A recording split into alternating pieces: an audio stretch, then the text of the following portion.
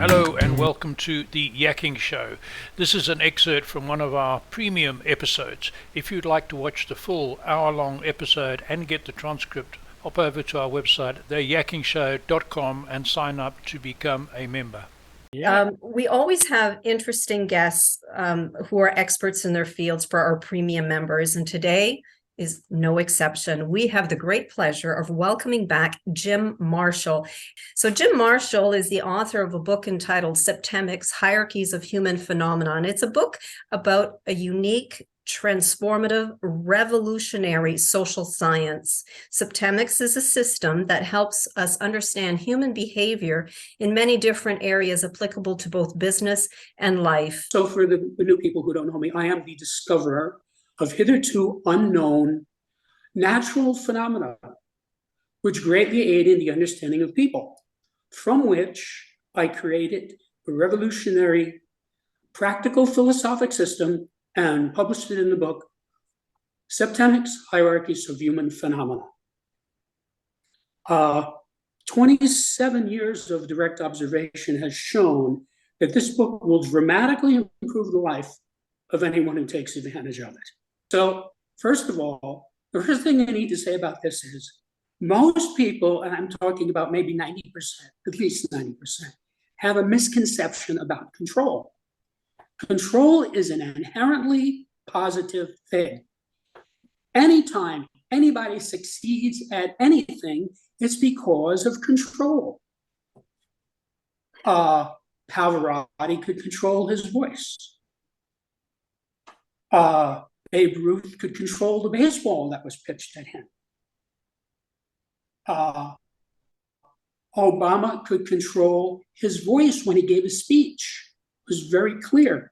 So many people have the misconception that control is a bad thing. Now, that's because they have it mixed up with domination. Domination is a bad thing, but control is not. So that's the first thing you have to realize. So if you want to succeed in anything, it's absolutely a function of control. Understand. Because the scale of stopping, it means the ability to discontinue something, but it also means the ability to prevent something, both at the same time. Mm-hmm. So somebody who at the top of the scale, level 1, cannot be stopped. That person is invincible. Just want to read a comment or something you wrote in your book here. You say that, and then you can go and expand on this more, Jim, but you say universal education is a huge waste of taxpayers' money because some tremendous proportion of public school students are at levels 5, 6, or 7. So I'll leave it to you to explain that to the audience. Right. Okay, so level 7, this is something that's a new idea to most people. This is what I call a non-student. A non-student will not learn.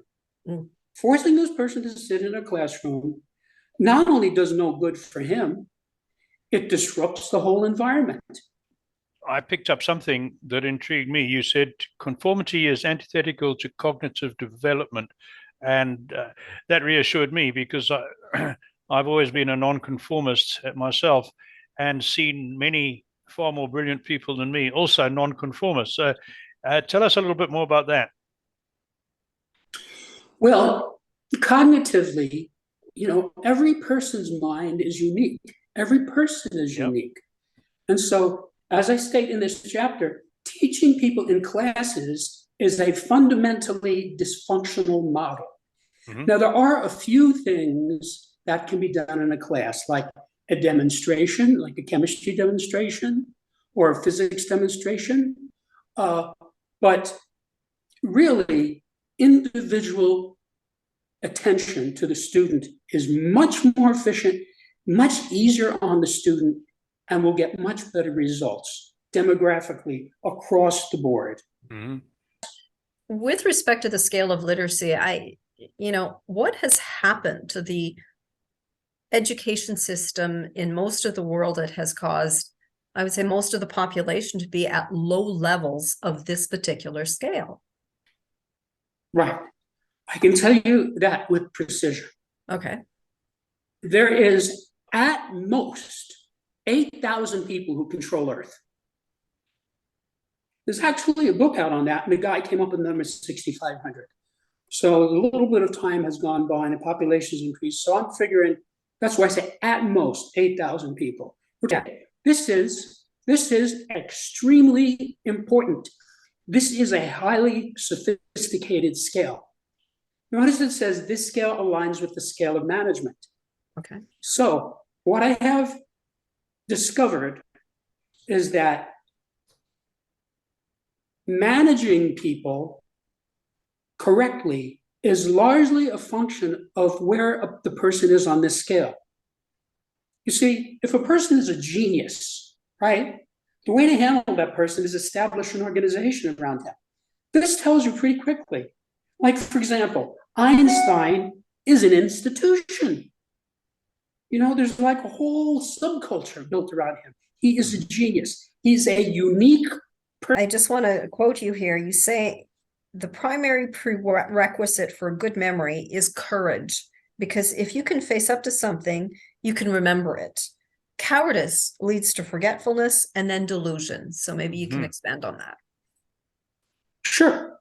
Well, I mean, everybody in the mental health field knows this. You know, the guy can't face something. So, like a guy whose wife leaves him, he's heartbroken. He becomes a drug addict because he can't face it. So the drugs sort of get him to forget. He gets him sort of out of reality, which obviously is not a good thing, but you know, it'll cause his memory to deteriorate. First of all, there are people who have no reality on spirituality. There are even some famous people. There are even people with graduate degrees. They just say, a lot of psychiatrists, there is no spirit.